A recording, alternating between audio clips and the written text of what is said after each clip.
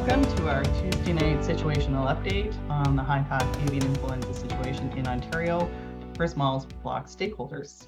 I'm Ashley Honsberger. I'm the Executive Director for the Poultry Industry Council. We're supported here today through the CAP grant that we got to focus on emergency preparedness, as well as distributing information on an ongoing basis to keep everyone up to date on what's happening in the province with AI.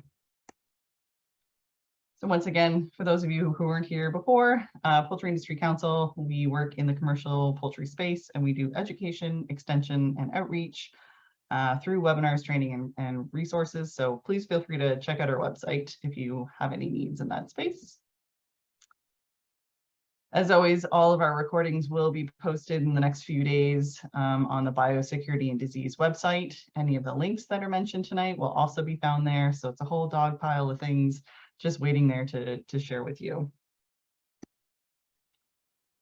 And again, for those of you who weren't able to join us last week, I'll just touch base again that we have a new emergency preparedness resource.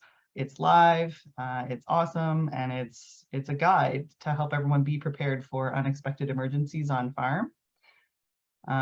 So it helps you assess your risk and your situation, document your plan, and then there's a few tools in there to communicate the plan to your farm team. We have a print version available to Ontario farmers, so just sign up through our website. All that content is sitting in a dedicated website, and we also have the My Farm resource, which helps you tailor all the different farm emergency protocols to your specific site, and also keep all of your contact information, all of your assets documented, anything that could help in an emergency situation. So it's live on our website. This is what it looks like. Please check it out. Next Wednesday, we also have a lunch and learn coming up. So we'll be joined again by Al Dam, myself walking through in detail what that resource looks like. And then we're going to talk about an essential checklist for farm safety compliance. So as you know, running a farm business, there's all sorts of safety things that we need to be compliant with.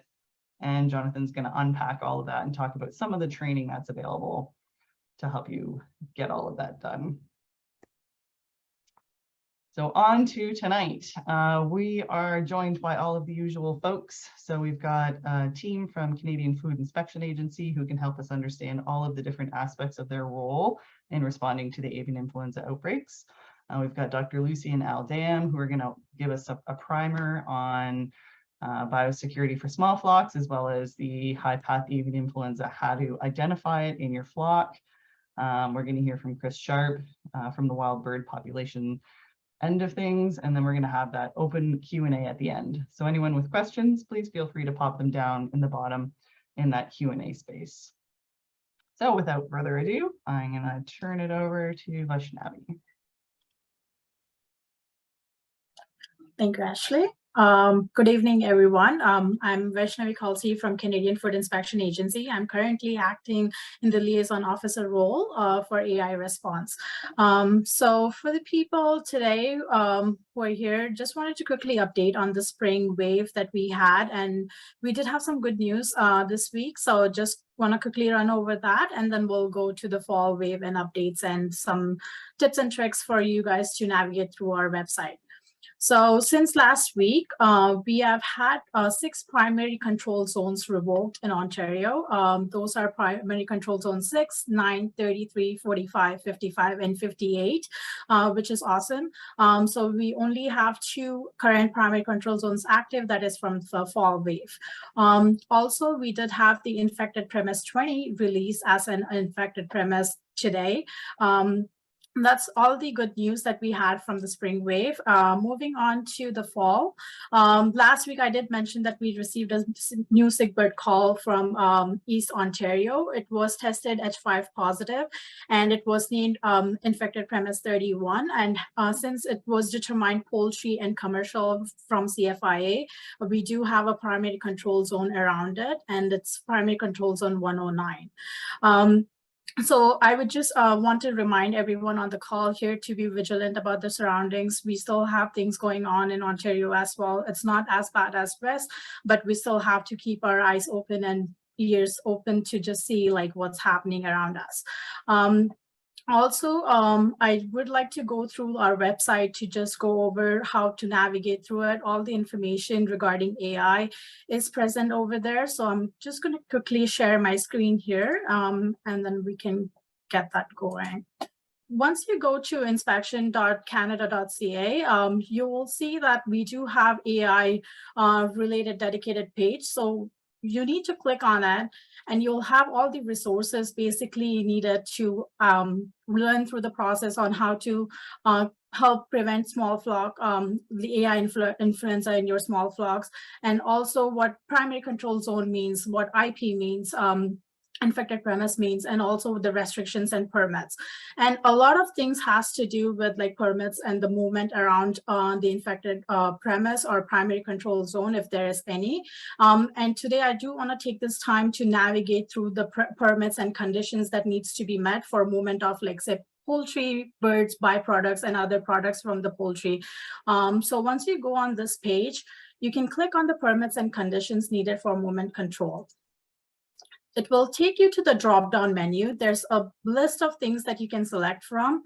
And say, for example, if we do live birds, you can say live birds to slaughter, or is it going to, like, is it from a commercial poultry farm? I'm just going to pick for the example today, say like live birds from a commercial poultry farm.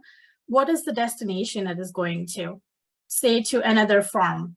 What type of movement involving the primary control zone is going to happen through that. We're just going to say for the example today is it's going out of the restricted zone. And when you hit continue, it will say if you need a specific permit, if there's if it's prohibited, if it's a specific permit or general permit that's required. For this case, you will require a specific permit. Now it will list also the details of what kind of permit and the testing is required in order to get this process rolling. So all the details are mentioned here. And also you'll note that the movement permission request form must be submitted to CFIA with a minimum of 5 to 7 days prior to the scheduled movement date. So there are different restrictions and controls around moving live birds, eggs, or any byproducts through the infected premise or even through the primary control zones. So I would really encourage everyone to go to our website and go through this process. Like if you are planning to move something through your premise, just go through the drop-down menu, see what is needed, right? And then you'll know if it's prohibited or not. So if I want to say live birds to an intermediate site, it will say the movement is prohibited. Like it's not allowed, simple as that. There's no permit, you're not allowed to move. And that's pretty much at the end of the story there, right? So go through it, navigate it. That will help you to know what can be done and what cannot be done. And if you have any questions, feel free to email our movement control team in the email address, and you will be able to get the answer to whatever questions you have from our team. Also, there have been advisories that are being sent out from FBCC, so the Featherboard Command Center, and also OMAFRA on a daily basis with updates and any changes that have been taking place from our end or from their end. So just feel free to navigate through that, read through the process, and ask questions if there's any. Reach out to one of us and we'll be able to answer you through it. So yeah, and the other thing I also wanted to take you through is, if we go back, you'll also have the avian influenza page under our inspection.gc.ca. There is a bunch of information here which talks about like cleaning, disinfection, how to control biosecurity related things for your own premises. There's fact sheet that talks about like the path on revoking the primary control zones. What does post-outbreak surveillance in a primary control zone mean? So it has every single detail that you would require. So highly encourage you to go through this process, read through it. Again, reach out if you have any questions. So that's pretty much what I had from my end. Before I do end this update here, I did want to also mention that we are going to have some changes nationally when it comes to movement control around non-commercial poultry premises. The event's going to take place this Thursday, we are having a call with the industry. The event invite has been sent out to FBCC and OMAFRA. I would highly encourage Al from OMAFRA to send it out to the industry folks, to anyone. It's open for everyone to join. So highly encourage you to join the call. We'll have our national expert folks on the call. They'll go through the whole process and you will be able to ask questions if needed as well. So yeah, it's going to be a good change for the small flock in the non-commercial space. So highly encouraged to join it. It's going to be from 12 to 1 on Thursday. So I'll let Al know, and he'll be able to like forward it to anyone from the small flock people here. And that's pretty much it from my end. Thank you. That's great. Thank you so much. So now, Lucy, you've got some slides to share with us. Yes, for sure. Good evening, everyone. Let me share my screen now. I should have learned for now. There you go. Okay, and the slideshow.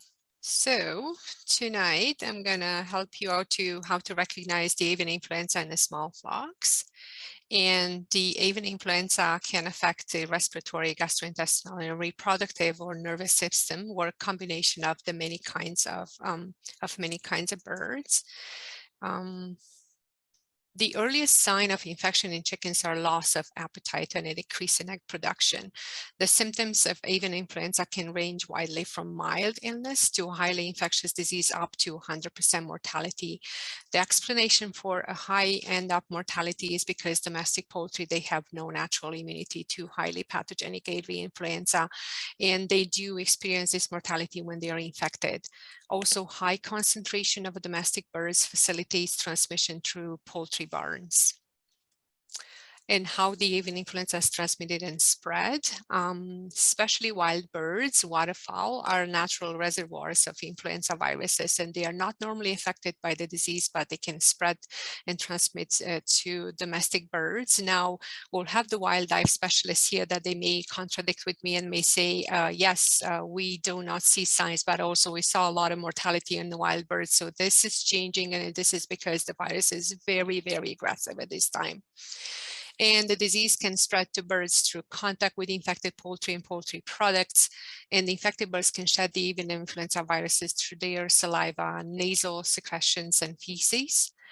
Also, people can spread the disease indirectly from farm to farm, carrying the virus on their clothing, boots, and vehicle wheels, and also can spread through contaminated manure, feed, and water.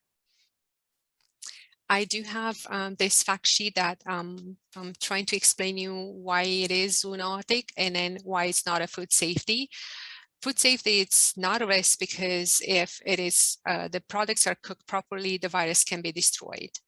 But it can be zoonotic because it can be transmitted by direct contact, by contaminated surfaces, and by the bird flu virus is in the air in droplets or dust from the birds that are flapping their wings and they're scratching and they're shaking their head, and then the virus enters through the eye, nose, or mouth, through the nasal passage and in the lungs.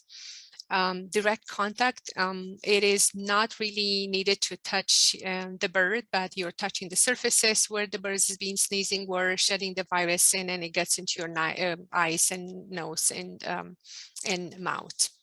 And also healthy looking birds, they can still spread the bird flu. The next slide, it is from Ontario Animal Health Network.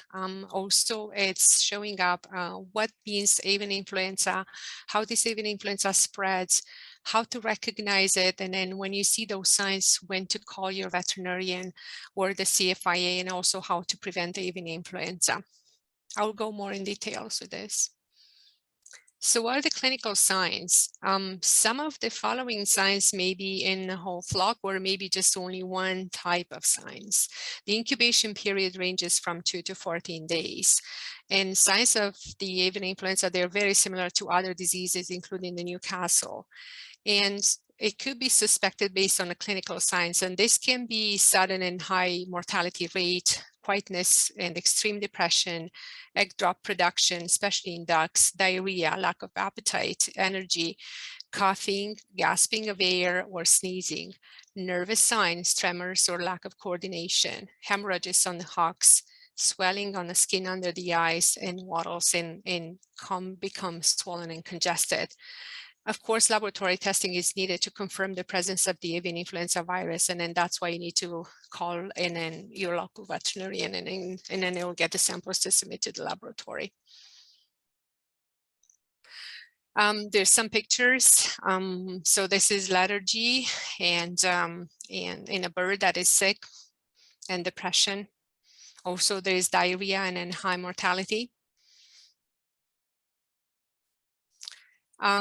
Eggs are compromised in quality. You'll see soft-shelled or shell-less eggs. Also, swollen face and comes and wattles. Edema of the neck and face, and then thymus hemorrhages. And of course, shanks, they are hemorrhagic as well. So those are mostly the pictures that it will indicate the clinical signs are there, and then most of the birds are affected. If you do see one bird that's nothing, but you see about 10% or so, then it's a raise point that I need to call my vet. And that's all I have for tonight. Thank you. There we go. So now we'll get Al to come on and share your slides on biosecurity. Right on. Okay, so hello again, everyone. This is going to be more or less a primer of what I talked about back in the spring again, but we're just looking at what's going on this fall. So how do we prevent disease spread right now? Well, we want to keep it out first of all. That's what we're all hoping we all can do, that you guys can all do. Keep the disease off the farm. If things go sideways, then we need you to keep it in. Don't spread the disease, and we'll talk about that because I'm hearing a lot of goofy things out there that is not making me think that we're doing a very good job keeping it in. And then shut it down as quickly as possible, which could mean, especially in the case of avian influenza, we need to get CFIA in there to depopulate as quick as possible so we don't keep spreading that disease. How do we spread disease? Disease birds are birds incubating disease. So we've already talked, Lucy's already talked about that as to how it can spread. But like I said, like Lucy said, other animals other than livestock. So pets, wild birds, especially, and other wildlife, vermin, insects, and it may not be your dog that carries avian influenza, but your dog running in the bush and rolling in a dead goose out there and then coming into your coop can be a vector for disease, let alone rodents and insects and everything else. Or if you're not dealing with your dead stock properly, Brian had mentioned last week that seen turkey vultures with high PATH-AI. You don't deal with your dead birds properly, guess what? You might actually be inviting AI into your neighborhood.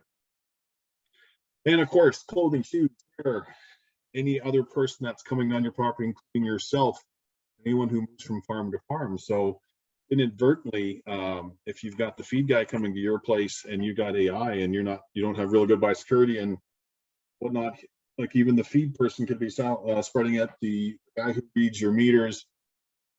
We really try and lock down an operation or a farm when we know that there's disease, and make sure that we don't have folks moving from farm to farm.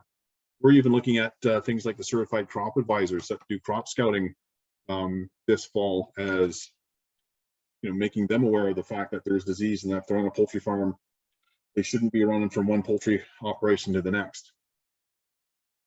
What else do we have? Contaminated feed water, bedding in soil, carcasses of dead birds could be a big one, right? And we know if the bird, especially when we're starting to think about AI, that carcass will be full of virus for a while until that carcass is dealt with. Contaminated farm equipment or vehicles. So folks saying, well, if I just burn the carcasses, it'll be great. I won't have the disease anymore. But it's in the feed, in the bedding, and on the equipment. plus airborne particles, right? There's lots of dust being blown around by exhaust fans, and we can move that disease as far as the dust can go. So Luci already mentioned we can spread the disease within the flock, but it can be spread via wild birds, equipment, insects, but mostly yourself.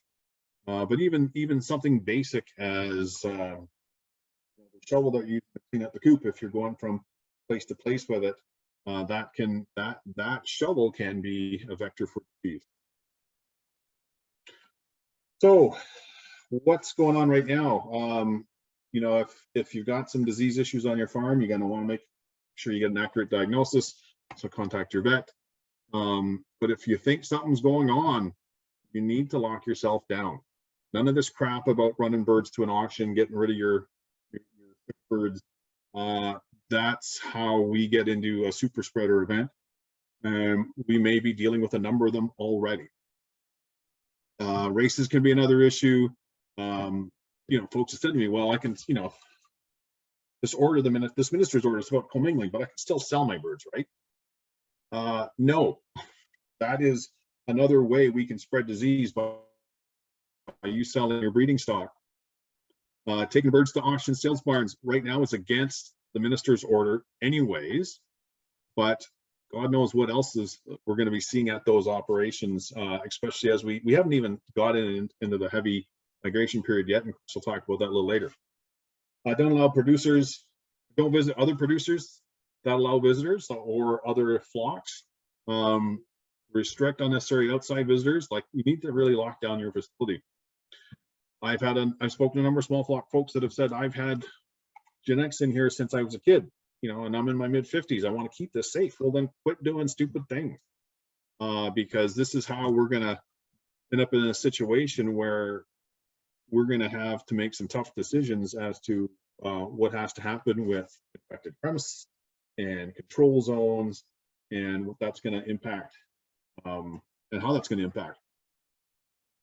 So, for example, like if you have right now lots of mortality, you need, and you suspect it's highly pathogenic avian influenza, you need to start making some phone calls and, you know, self-declare if there's a disease problem. Hiding that disease problem does you or none of your aviculture friends any good.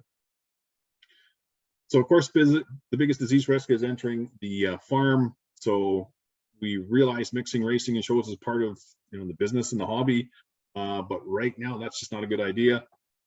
In reality, it's not just AI. We have seen all sorts of other diseases at shows and auctions, even at the full fairs. So you need to understand the risk that these activities pose, and that is part of the reason why we have the minister's order.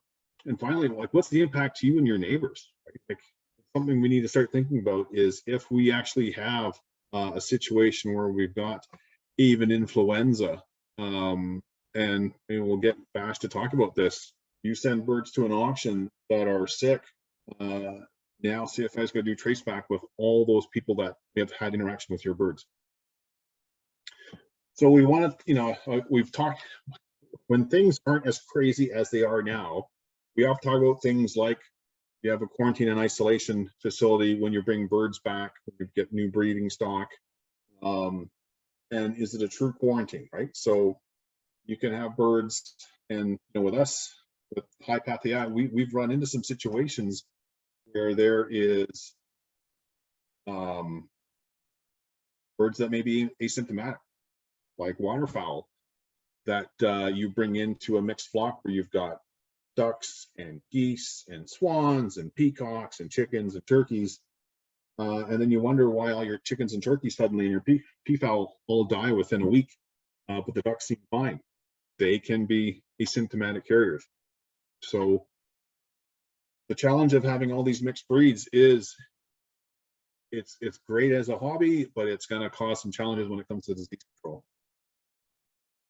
But yes, we need your quarantine to be separated from the main group of birds. No common ventilation. You need to be up on your sanitation and spreading of any pathogens. So that is making sure that you're not moving yourself or equipment or boots or whatever from the quarantine site to where your birds are. So we need all the separate clothing, equipment, feeding and handling of these birds at the end of the day. And it's weird that I have to say this, but wash your hands, because if you're handling the you can actually spread disease really easily just by handling birds. Talking with some of the exhibition folks, where judging is about handling the birds, how do you do that safely so you don't spread disease? Of course, we got to worry about internal and external parasites, you know, vaccinations if necessary, but vaccination is not optional with high path AI. We don't have a vaccine yet. We won't have one soon. Folks that have been saying, I'll just let the ones that live, and then we'll get a vaccine for the rest of them. That is a great way to lose all your birds when CFI has to come in. You can't count on a vaccine being developed in the next, I think Luci said before end of next year, before next year even. So that's going to be a challenge when it comes to high path. But if we're not in a high path situation, then yes, like look at your vaccinations for those birds. You know, treat disease as possible, resolve problems before adding them to the rest of your birds. And of course, sanitation is important, especially for transport crates or any conveyance, whether it's chicken crates or dog carriers or whatever you're using to move birds from site to site.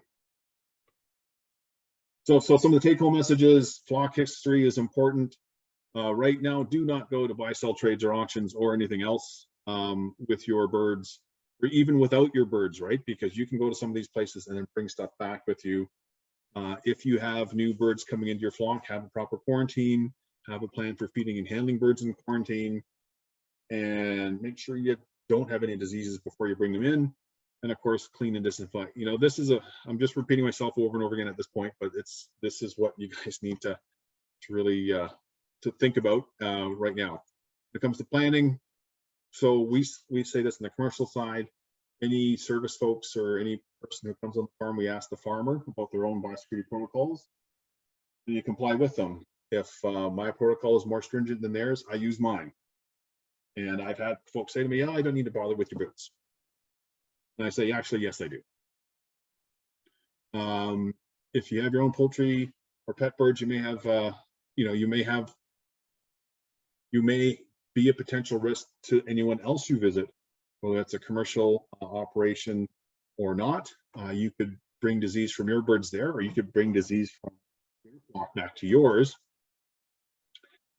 Then finally, if you are doing farm visits, whether it's your feed person or whatever, from higher to lower health status, minimize disease spread, that's more on the commercial side. For you guys in the small flock side, I just say don't plan any visit.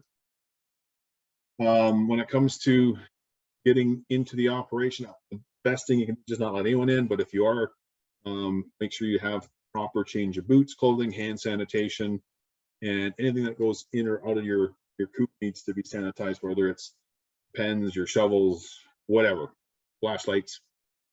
Footwear, in the commercial industry, we use a lot of plastic booties. I buy these by the case. So they're an option unless you have footwear that's dedicated. Foot baths, I have a bit of a hate relationship with foot baths. Those of you who've known me for a while know that foot baths work great first time you use them. And if they're not maintained, they're actually a really good way to spread disease. So when it comes to clothing, you should have designated clothing. You know, I've said to folks, you're not going to be wearing your hip waders that you go into the swamp, into the coop, and they all laugh at me when I say that. But I know that they know I'm joking. But in some respects, have you been handling dead birds and then wear that coat into your coop? That's a thing we need to think about. Vehicles are always a challenge if you're moving birds. How clean is the vehicle you're moving birds in? And when I go on farm these days, I spray my wheel wells, my tires, the undercarriage of the vehicle with a good disinfectant. Yeah, we've talked about servicing health challenge flocks last. Disposal. If you have any disposable items, you leave them on the farm. You don't take them with you. We talked about spraying clean tires. Right now, we've got zones, so you may need permission from CFIA or provincial agricultural ministry to enter zones or enter infected premises. In the grand scheme of things, you do not want to be on an infected premise that's not yours. So staying away from that is probably the smartest thing you could do. Who are we reaching out to with this message? Essentially, it's everybody, right? You guys online are part of our information network, to be honest. But we've even reached out to pet bird owners, of course, all the vets, zoos, wild bird folks, and everyone else. And if you guys can think of anyone else, feel free to share this webinar link with them. So just remember, don't walk disease into your barn, report sickness, and actually a visitor logbook is something. If you actually do have people coming into your operation, have them sign a visitor logbook so you can recall who's been there the last 14, 28 days. Wild bird exclusion is the biggest thing right now. I think practically all the infected premises we've got this fall have had a wild bird component to them. Spilled feed is an issue, rodent control is an issue, and keeping your birds inside till after fall migration is going to be pretty critical. And of course, just clean everything. And of course, if you have any concerns about high mortality, contact your local CFIA district office or your private veterinarian for testing. And if you see dead wild birds, contact the Canadian Wildlife Health Cooperative, and their information is on the PIC webpage. When it comes to wild bird deterrence, there's lots of information available for that. We have a fact sheet on our OMAFRA site that talks about wild bird deterrence for migratory species that I wrote with Chris. When it comes to non-migratory native species, MNRF has a fact sheet that is also going to be on the PIC website that you can look at. And yeah, when things are going to go crazy, are you prepared? Are you ready to deal with the issue? Are you ready to step up and take care of the rest of your neighbors? So here's an example, just a typical someone with a few birds in a barn. They got a pond out front, suddenly they start seeing some ducks in there. Maybe they're dead, maybe they're not, but suddenly your birds you see higher mortality. What do you do? And I hope the answer is call a vet.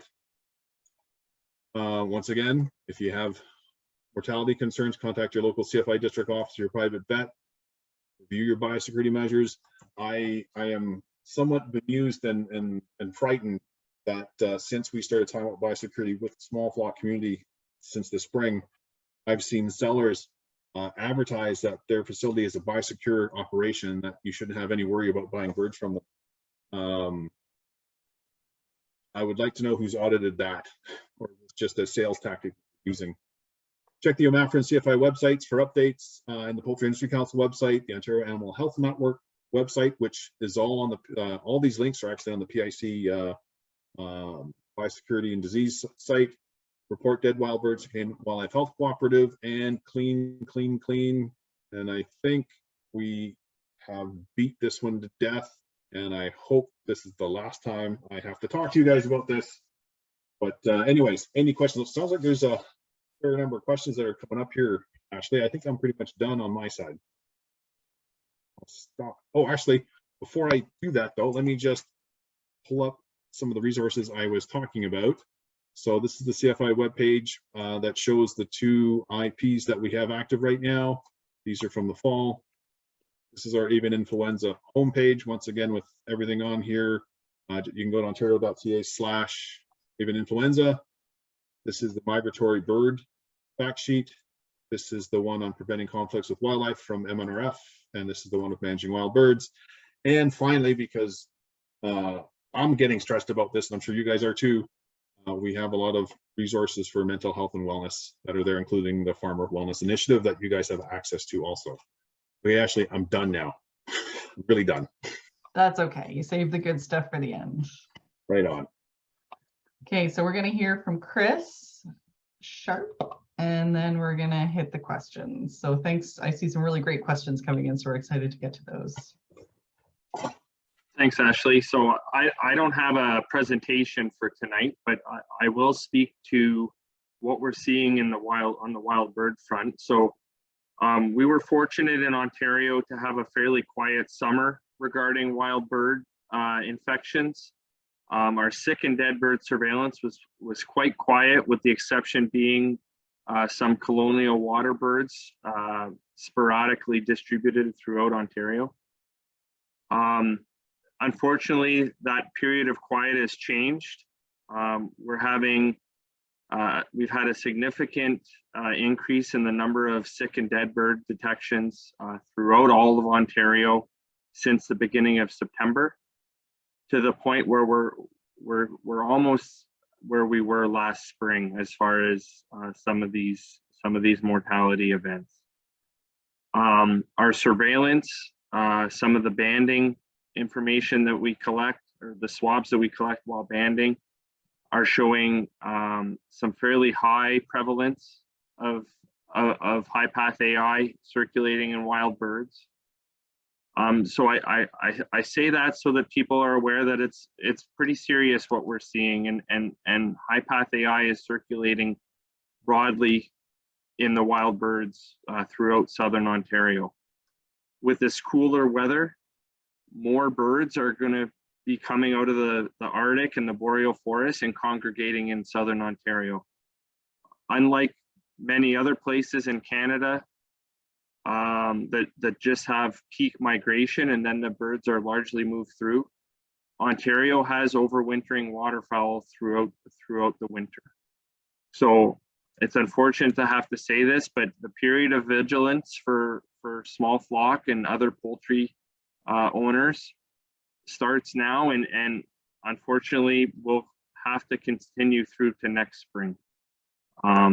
As temperatures cool, it tends to favor the virus, and birds will congregate in higher and higher densities in habitats that are suitable for them. So that's not the news that I want to say, and I was hoping that we'd have a little bit longer period without so many dead bird detections, but unfortunately that's not the case. So please be vigilant, please protect your birds. I know many of you care a lot about them, and it's really important to take all the information that Al and Lucy provided and try to do the best you can.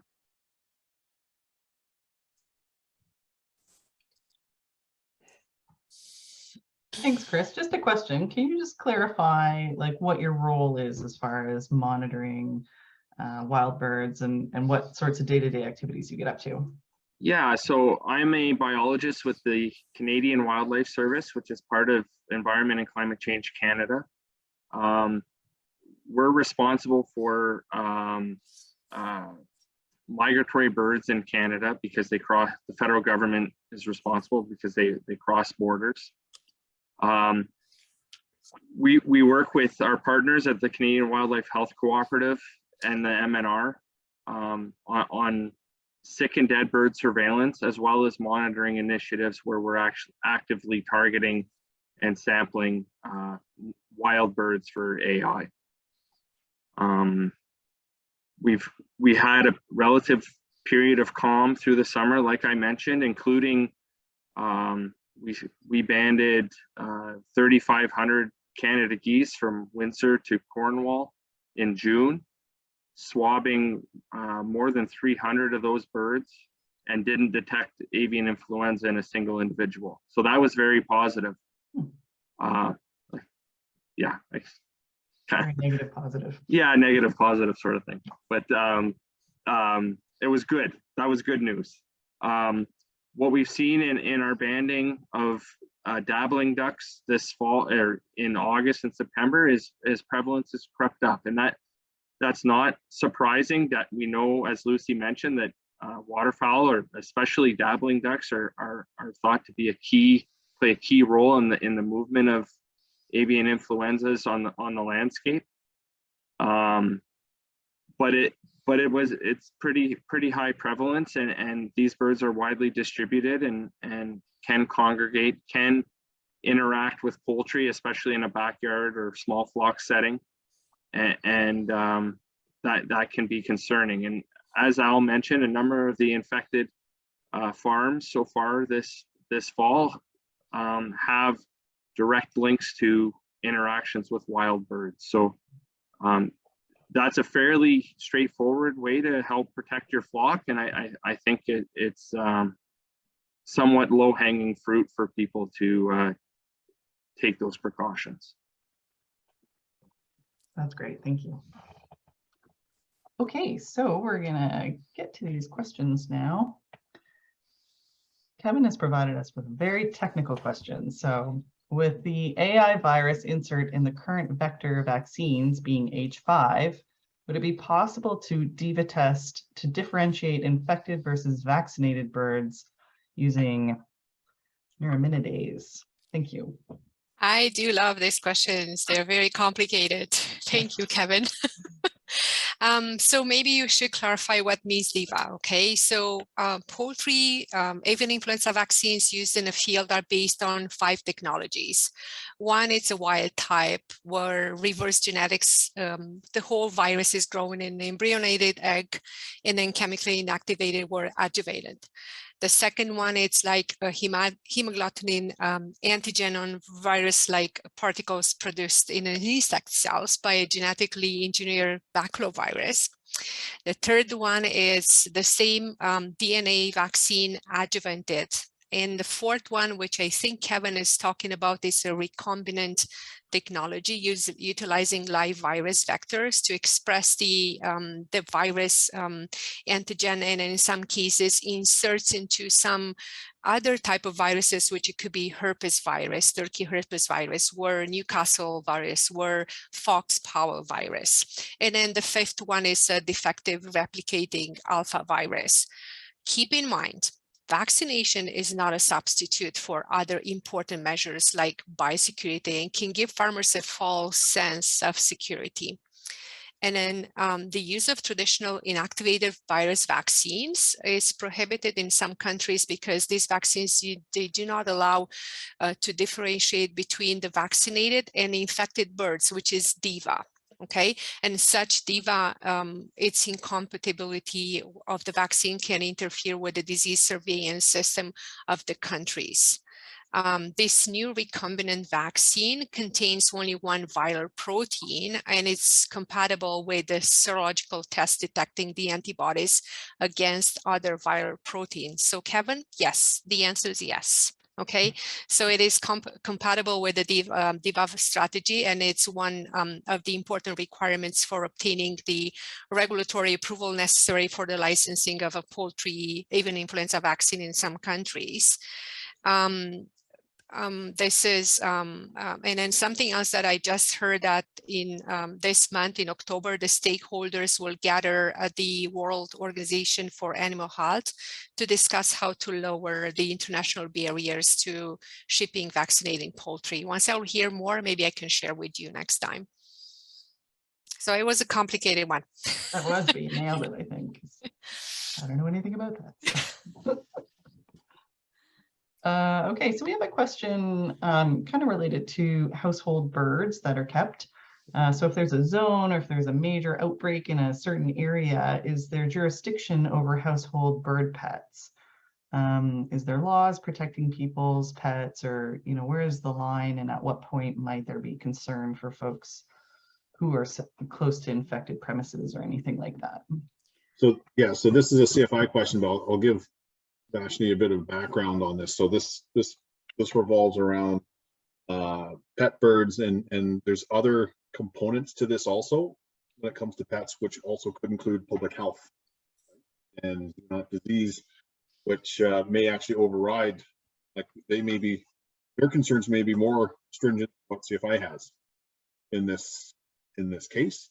But I think what the question is going towards is if will CFI just come in and willy-nilly kill your bird, whether it's on the premise, in your house, in the barn, or will it be one of those things where do you have to be infected to have CFIA order them destroyed? I think this may go back to some of the concerns that happened back in 2004 in BC. Anyways, I will now flip that over to Vash to try and sort through that complicated question. Thank you for the question. So in regards to pet birds, the way I understand the question is if there's AI, like say in the primary control zone around that pet bird situation, but there's no infected premise, like your bird is not infected. No, we don't just come in and like kill those birds. That's not how it works. It has to be infected in your own pet bird. And that's a huge thing too. Like if your bird is like sick or dead, there's a whole lot of testing that goes behind that. And based on the testings and stuff, that's how the determination is made. So I would say, like, in order for you to basically help your pet birds from not having AI, the main thing to follow is biosecurity here. So highly recommend going online. Like, we do have a full biosecurity process on how to protect your pet birds from getting AI, and following those steps, like clean your footwear, change the clothing, avoid wild bird interactions, right? So all of those steps would help your pet birds be safe and not have AI come to your own premise, right? So protect them as much as you can, and I'll say stay vigilant. Like, everyone's been saying that, and I think it's on you to protect your birds, and we know how much you love them. So just do what you need to do in order to protect them. Hope that answers the question. Well, one more component of that, Vash, was that if is there a case where you may have birds that aren't sick but then ordered destroyed, and may have that situation if you have, correct me if I'm wrong, if you have domestic poultry, chickens and whatever in your coop, plus you have your birds inside the house, your pet birds inside the house. If chickens die and it's considered the same premise, you may order those pet birds destroyed if based on your own risk assessment, right? Like, every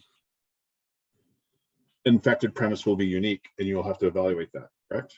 Yeah, and I think Balroop raised his answer, so he's the expert in this, so I'm gonna let him answer on how it works there. Yeah, thank you. I think that's a good question. So basically, you know, if there is an epi link, So sorry, what is an epi link? Okay. So if there is a disease, when we do a tracing from infected premises, and if there is a direct link either between the farm, which is under consideration, or which is infected, and then those there are active tracing, so that means there is active exchange of personnel, equipment, feed. So if we do that epidemiological link, so based on that we say, okay, these are high risk situations. So if you're one of them, and your farm is a part of that, your farm becomes follow-up actions would be taken place at your farm. But that doesn't mean that we are going to go into your dwelling, as long as you have, as Vash has mentioned, you have biosecurity measures. We probably are okay with that. But if it's what Al, you were saying, in that situation, there will be a risk assessment done based on your the farms or the households biosecurity measures and controls in place. That will help dictate if we are going ahead with the depopulation strategy for that. Okay, thank you. It's complicated. So we have a question about predictions for minister's orders coming into place. So can you just remind us what the minister's order is about? And then is there any comments or any foresight that we have towards the spring for those who are planning any sort of co-mingling events? So you want to take that one, Luci? Shall I? Sure, and then you can complete me if I am missing some information. So this is the second minister's order. It is good until October 22nd, and it is mainly placed to avoid commingling birds. Try to not to take the birds from events back to home, and then they'll be potentially infected and so on. So it started September 23rd, I believe, and it's good for 1 month. Did I answer your question, or it says the racing pigeon? I don't, you're interrupting. Come again, Al, when you don't speak directly. Oh, sorry, I think the question was, will there be another one in the spring? Well, we don't know. We did a risk assessment based on the prevalence of the virus, and then that was the main reason why the minister's order was put in place at this point. And we don't know what spring is going to bring. I could definitely empathize with that. Our organization has had COVID to deal with for the past 2.5 years, and then in the spring, the AI kind of shut down all of our events too. So I definitely, it's not a fun spot to be in, but we can just go by what information we have at the time. Well, and I think I along agree. with that too, is as we deal with more challenges in terms of how the disease has moved in the wild bird population over the last 6 months, and what's going to happen. Like it went from last fall moving south to now it's almost in every, correct me if I'm wrong, Chris, but I think it's in every province and territory. We've found it in every province and territory, and it's all over North America. No, you're right, Al, and I think the only way to try to avoid having these types of measures are to really lock down your flocks, because every indication is that it will be circulating in the wild bird population. So if people are messy, then I would suspect that it's going to be in backyard flocks and small flocks. Well, and potentially commercial flocks too. I think from the ministry standpoint, we loathe to use a minister's order. Like I remember having discussions with our chief veterinary officer, and there was no appetite for having a fall minister's order. This is the second one since the Animal Health Act has been in place. You can imagine how hard it was for everybody to put it together and then justify that it is needed, it's necessary. So it wasn't easy for anybody to put this. Thanks. So here's a question. How are pigeons being affected by avian influenza? How are they affected by any restrictions, maybe per the minister's order? And have the pigeon clubs been contacted, or what sorts of conversations are happening in the pigeon space? So I can start with a little bit about pigeons. They can be potential hosts of the avian influenza virus, as shown by some research. There are some documented natural infections of avian influenza virus in pigeons, and this virus may adapt to pigeons and cause disease.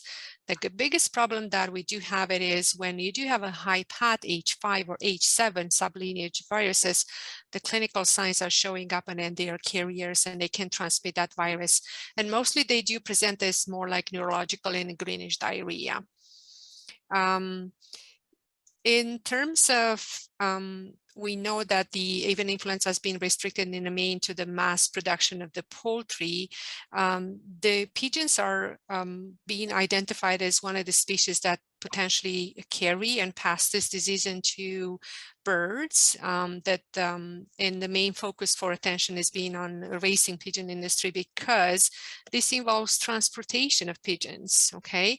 And they are considered as the wild birds and the animals and indeed humans that they transmit the virus. So so we potentially consider them as migratory birds, like I said, main carriers of the avian influenza, and they do fall in this category.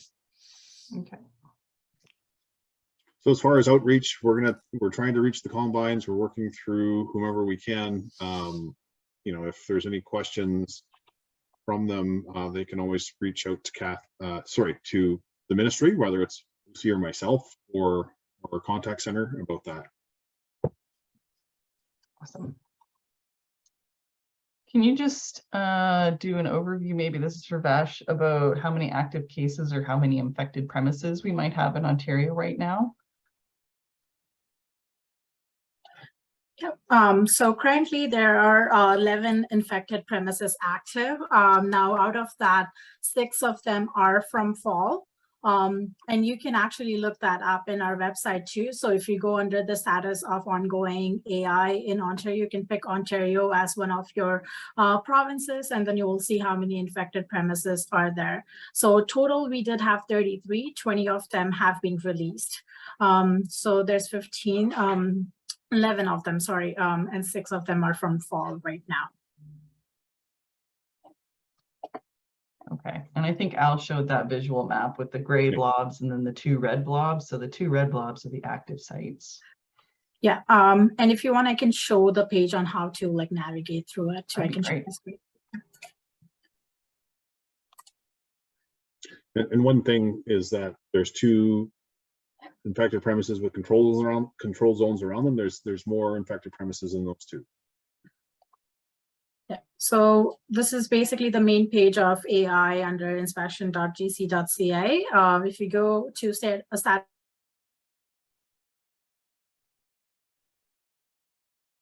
of ongoing response, that will say what are the current ones, and it is updated on a weekly basis, and how many were released. Also, you can go to like the Ontario region, and it will say all the PCs and numbers, so primary control zone numbers, if they're poultry, commercial, if the primary control zone is currently active. In Ontario, there's only 2 active primary control zones at the moment, since all of the spring ones were revoked.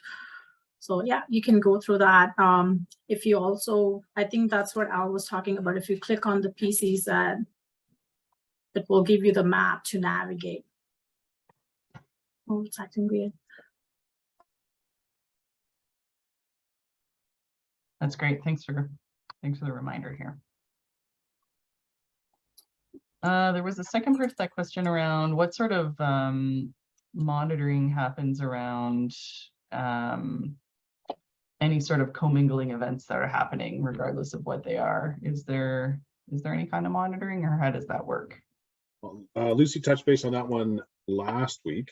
So if someone is doing or having an event that shouldn't have, you're addressing it on a weekly basis. So Luci had, if you look at last week's presentation, Luci gave the numbers as to the call if there's something like that going on. But at this point, it is a based on a complaint basis, if I'm not mistaken. Okay, is that non-compliance Yeah. hotline? Okay, so that's listed on that biosecurity page. Yeah. So this is a follow-up question about the outbreak that happened in a non-poultry block in Owen Sound. Vash, are you able to field this one? Yeah, so the Owen Sound case, we did have a request from the city regarding the swans. So now, to preserve rare genetics, sometimes we do make exemptions based on the risk assessment. So everything just goes on the risk assessment basis. There's a whole process and procedure that goes around it. And based on that, we make a decision if they can be quarantined to control the disease, and we'll see like if there's any disease going on. So there's ongoing like determination, and that's why they are quarantined separately. And then based on that, we'll decide. So in this case, there was a risk assessment done, and we decided that they can be quarantined separately instead of euthanizing the swans. Okay, thank you. And Vash, I think this is a question for you as well, just clarifying, why is there no control zone around different infected areas between commercial and maybe non-commercial poultry? Yep. So it comes down to poultry versus non-poultry. We did touch base on this on last Tuesday's call. It has to do with trade implications. So there's an OIE definition that we have to adhere to when it comes to what is poultry and what is non-poultry. And there's multiple questions that are asked around it. And then CFIA determines if there's going to, if a premise is going to be considered poultry. So when it is a poultry premise, there's a trade implications involved to it, and hence we do have a primary control zones to restrict the movements and movements around and in and out of the premise. Whereas if it's a non-poultry, there's no trade implications, so there's no like actual commercial sale happening in that area, so we don't actually do a primary control zone around it. Okay, thank you. There was a question just looking for some clarification from Al. Yeah, so it's about reporting commingling events. There is, you can, if you want to report a commingling event that is in contravention of the order, you can contact our contact center. So that's at OMAFRA, that's 1-877-424-1300.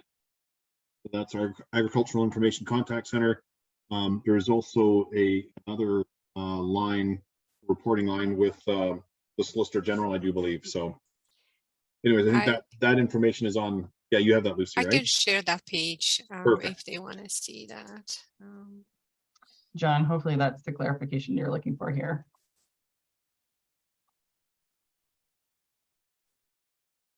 Oh, there we go. It's regulatory compliance with us. Yes. Okay, that's great. good. Thank you for the Okay. visual. No worries. Okay, we've come upon 7:30. Any last questions?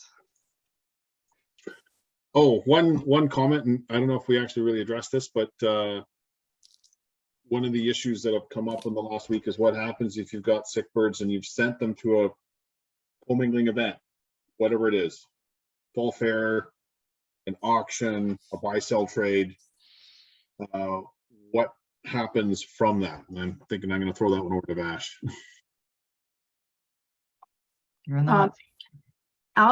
Can you elaborate on the question a little bit further? Yeah, so you have you've got birds that are sick with high path, but you've sent them to some co-mingling event where, and you didn't know it at the time, right? So say you went to a fall fair last week and then your birds died, or you sent a bunch of birds to auction, or you were at whatever, like some co-mingling event, and your birds are sick. What then has to happen? Like when CFIA gets involved, can you explain about trace back and what happens to people that were at that auction or that were at that fair? Or Yeah, sometimes they are under incubation period. Yeah. Yes, we know clinical Yeah. signs. Sorry about that. No, that's okay. So I would say to like report it to CFIA, as mentioned, call the district office if you're seeing the signs of AI with your co-mingled birds. That way, like sometimes you don't even know if there's an auction going on. So like if we can trace that back to a particular auction, then we are going to reach out to like different attendees and try to trace in and trace out the birds that have been through.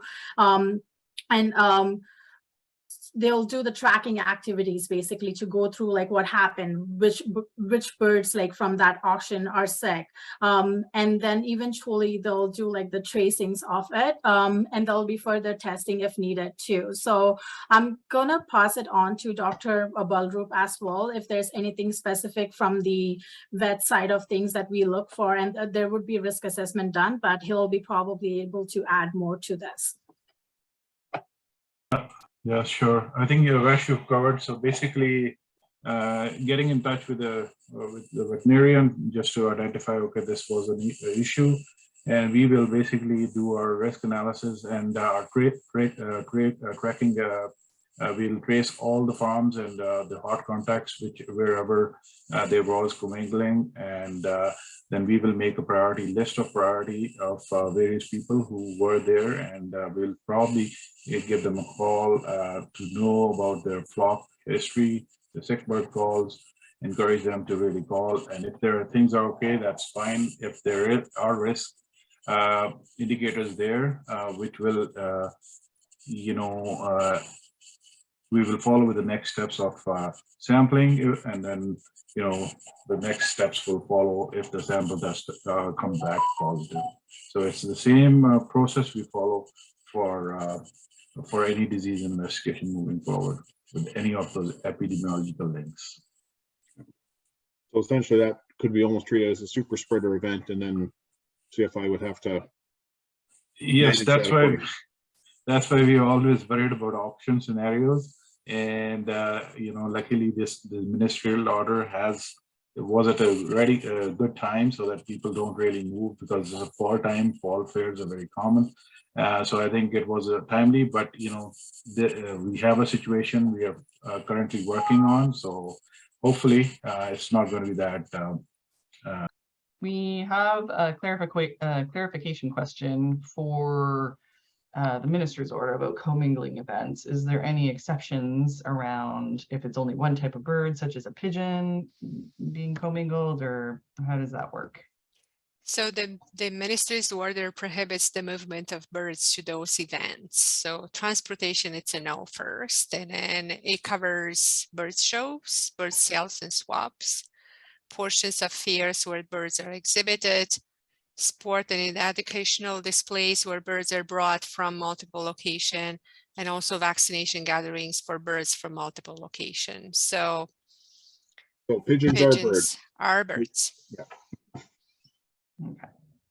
And they're very specific for that. That's cool. It's good to clarify. Okay, seeing no further questions, I just want to thank everyone for the great, thoughtful questions tonight. Just really good content here. So this will be up, the recording will be up in a couple days. Please feel free to share it with your colleagues. We're really looking to spread the series wide so that everyone gets the information they need. Thank you to all of our speakers for spending your Tuesday night with us and sharing your expertise.